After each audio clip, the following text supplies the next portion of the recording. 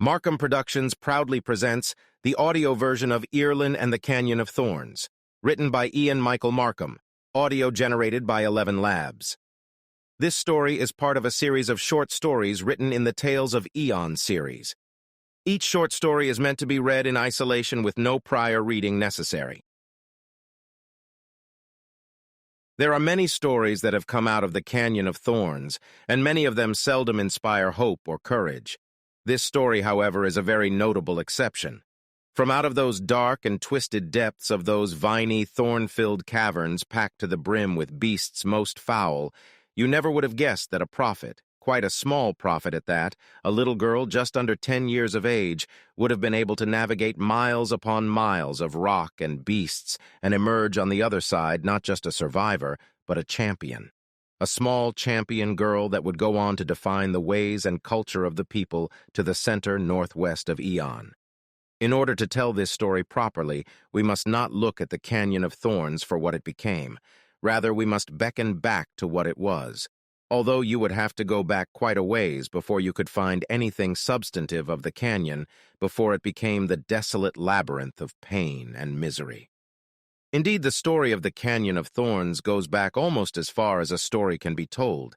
Having its beginnings in the First Era, it was a span of time that produced very little in terms of global prosperity, but was the era credited with the birth of recorded history, and you would be hard-pressed to find a book, scroll, or even a sheet of parchment that talks of the First Era and doesn't mention the story of Ierlyn and the Canyon of Thorns.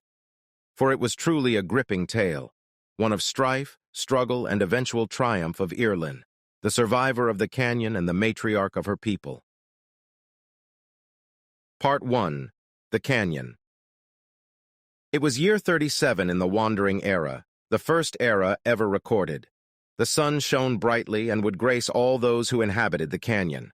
Whether they live on the ridges high above the valley and tunnels, or through the cracks and crevasses of the canyon below, you would find that both areas of the canyon had been colonized by the tribes and wandering bands who had braved the journey, with tents and even a stone house or two peppering the lands high and low. Now, upon first glance, the canyon would appear not so special.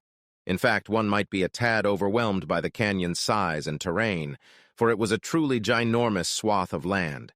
As deep a canyon as you could imagine, with tunnels and valleys so large, you could have housed a kingdom or two in the gaps between the stone walls of the valley. The sun cast upon the land would be eminent through the bright orange walls of the canyon, which would only emphasize the deep chasm below. Some would even house a river or even a small oasis that gave refuge to camels and lizards to commune. But though it was a vast canyon, it was not a barren one. You would see trees growing always near the bottom of the valleys, for the top bore no fertile soil. In fact, due to the tunnels below, there would be a most curious phenomenon where trees would grow all over the tunnels and caverns created by the canyon. Some of the trees would even grow upside down on the tunnel like a stalactite drooping from the ceiling. These trees were seen as a natural marvel for the canyon folk, and nowhere else in all the world would a phenomenon like this be repeated. And so many people would travel from all over the canyon to tend and live next to the trees, for it would become a feat not just a natural wonder, but spiritual as well, for the trees were held as sacred in the ways of the people, and even spoken of in the dreams of its preachers by the great leader Ierlyn, a great religious figure who we will know in due time. Though the trees were a welcome sight to all who lived near them, this would create a very odd situation for the tribes living in the tunnels of the canyon. For if they chose to make lodgings under these great trees, there was always the possibility of the trees becoming so heavy that they would be, though it was very rare, de-rooted and fall down straight to the bottom. You could only imagine the shock of some of the tribals who would be on their merry way, only to have their stride broken by a falling redwood.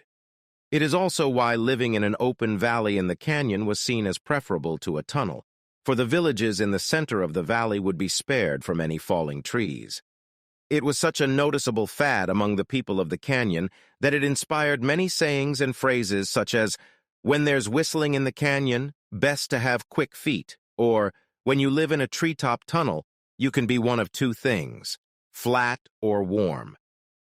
This is because the trees that fell would make excellent firewood or building materials for houses. This saying is also repeated even today as a way of warning for people who seek dangerous opportunity.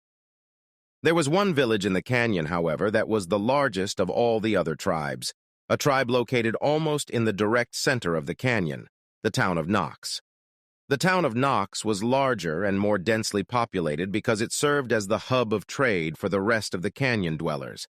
It was a large concave area with many tents and houses lining the sides, with towns and shops sprouting all around, bazaars and street vendors peddling their spices and fresh vegetables that were grown a few miles to the east where the most fertile of canyon grounds was to be found. But the most famous of all the people of Knox were the couriers, some of the most legendary wall climbers in all of Eon. They would scale the great walls of the canyons, surveying the lands below for traders and caravans to make a safe journey there and back.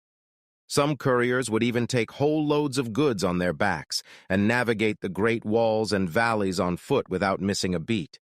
To them, climbing a wall of rock with a heavy load on one's back was no different than a cat pouncing across the house carpet. The couriers were indeed the most respected of all professions in the canyon, and that was due in part to their leader, Brand. Brand was a massive, burly man, standing almost 7 feet tall, and there was almost no part of his body that wasn't graced with bushy hair. His skin was sun-kissed and shared a hue not unlike the canyon walls around him. He wore a blue and white tunic that was tidier and more well-kept thanks to the maids and manservants at his disposal. And even though he was on the cusp of 97 years of age, he had not lost a single ounce of vigor since he began rock climbing at the age of 7. Brand and his wife, Vina, shared a modest-sized stone house in the middle of Knox. There they raised their 8 children, 7 boys, and 1 girl. The sons of Brand were all couriers, all except for one, who would each play a role in the business his father conducted. In order from oldest to youngest, here is the roster of children of Brand and Vina. The oldest was Ensel, a strapping lad of 57 whose job it was to head up the couriers who bore goods on their backs and make sure no merchandise was destroyed along the way. The next was Orly, a son of 53 who was barred from courier service due to his brittle bones and sickly stature.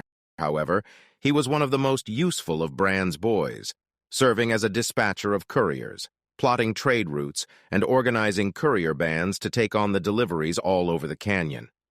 Next was Jen. He was 47 years old when he passed away.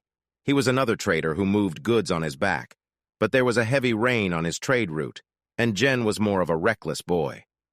Soon after, his hand slipped after trying to grab the peak of the valley. He fell and broke his shoulder and left leg on the way down, and his body was swept away by a rushing tide into a great river. Ensel found the body 3 days later near the edge of the canyon, his body and clothes bloated from the tide that had taken him. He was buried that day at the canyon's edge. The next son of Vina was Vani, an adventurous boy of 44 who left the courier business behind him along with the canyon to explore new tribes and lands. This was frowned upon heavily by Brand and the canyon folk alike, but it cannot be stressed enough that this was the wandering era, and Vani's interests were mirrored by all other distant tribes that would go on to form the great kingdoms in the realms of Eon. His eagle-eyed vision served him well along with his family's talent for climbing, for there was nary a danger he could not detect. He joined roaming bands of adventures later on to learn sword fighting along with tracking and hunting. Vani's presence in the wandering era was one of the most prominent of the canyon folk who dared to leave the canyon, along with 2 other of Brand's children who would eventually join him. Then came Mauve, a lad of 39 who was the second of Brand and Vina's boys to join Vani in his mission. He was a tall and slender man, even outgrowing his father standing at 7.5 feet, but he had no hair anywhere except his face, and was incredibly resourceful to Vani's quest. He, like the other boys, was a courier and also an affluent studier of plants and their uses. This made him an integral member for Vani, as Mauve could craft out of plants healing balms, remedies, and even food seasoning from the plants he studied and gathered. The 6th of Brand's boys was Vin, a far bit younger than the rest, being only 27. Even though he was born with a rotund figure, Vin was an excellent climber like the rest, and like Vani, he had sharp eyes and an even sharper sense of navigation, reading the stars above to accurately map his travels. Vin was the star of the navigation team of couriers, responsible for discovering over half the plotted trade routes managed by Orly. The next boy of Vina and Brand was the youngest of the lot, Bade. At only 19 years old, normally seen as a child compared to the long lifespans of the other men of Aeon, Bade was the one who would help load and unload the hauls of the traders coming in and out of Nox. A rather mischievous devil, Bade would spend his time when he wasn't working planning pranks and gags on villagers and passers-by. He was seldom punished by his father or anyone else, not for lack of trying, mind you, but because Bade was an astounding digger. His hands were so fast at moving soil, earth, and gravel that you could swear the palms were concave like shovels. Being able to escape most punishment by just using his talent for tunneling, he was slick and dismissive to all who may protest his impish ways. However, deep down, Bran knew the boy at heart was kind, for when there was a cave-in or a man trapped under some rubble, Bade was all too quick to offer his crafty hands to help dig them out. Last, and certainly not least of Bran's children, was the youngest of all of them, little Ierlyn, a pure-hearted girl at only 6 years of age. Ierlyn was a tiny lass, even amongst other girls, with a face that was said to inspire pure joy from her wide cheeks, bountiful blue eyes, and the cutest smile of tiny, uneven teeth. She was absolutely engulfed by her father's presence, why she could have sunk into the palm of Bran's hand if he wasn't careful, and Ierlyn's aura of hope and aloofness was felt by all, so much so that whenever passing adventurers were ready to move past Nox and beyond the canyon, one of their biggest regrets was not being able to see her smiling face again. Since this pup of Nox was far too young for any trade or profession in the canyon, Ierlyn spent most of her days shadowing her father and older brothers, playing outside in the fields with Bade in the borders of Nox, and every day before bed she would sit and dream of all the wonderful adventures awaiting her in the future. Little did Ierlyn know that those adventures were not so far off as she imagined, and they would be an order of magnitude less pleasant. For as little Ierlyn fell asleep one night, she would have no idea of the plague of beasts that would soon befall her.